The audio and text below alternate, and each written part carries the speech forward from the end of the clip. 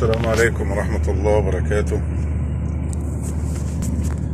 عايزين نتكلم على الفيديوهات بتاعت مصطفى جودة، الله يرحمه بقى، ولا الله يكرمه بالفيديوهات اللي كان بيقولها دي عن ثروات مصر وخير مصر.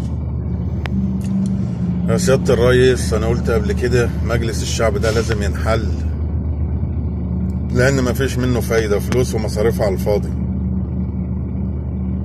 دي ميزانية بلد لوحدها، يعني مصروف مجلس الشعب بنوابه بمصايفهم برحلاتهم بالفلل، كل ده للبلد أولابه أو الشعب أولابه.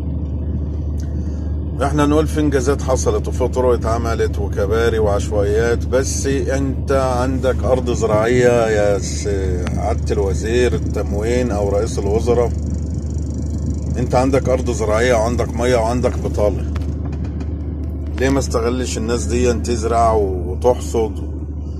يعني احنا بالصلاة على النبي كده لو سمعنا كلام مصطفى جودة هنصدر قمح زي ما هو قال، وعندك سمك وعندك قناة سويس وعندك بورسعيد وعندك القناة التانية. يبقى ما ينفعش نطلع شهر وقول احنا فقراء واحنا ما عندناش وما عندناش موارد. وفي اخوة خليجيين يعني برضو احترامنا ليهم طلعوا قالوا عن الموارد بتاعت مصر والخير اللي في مصر. فاحنا بنقول بس يعني مش عايزين حد يجي من بره يعرفنا بلدنا فيها ايه، فيها فلوس وفيها دهب وفيها زراعة وفيها صناعة.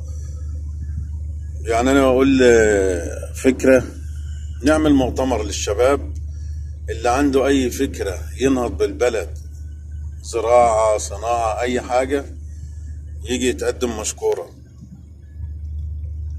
يعني انا كواحد اخاف على بلدي وما ينفعش بلدي حد يجي يعايرني يقول لي انتوا بتطلعوا عليا وتقولوا انتوا فقراء وانتوا شحاتين وانتوا ما ينفعش الكلام ده. فرجاء يعني بس تسمعوا كلامي او تشوفوا فيديوهات بتاعت مصطفى جودة بس، والحل الاخير الفيديوهات ترجعوا لي.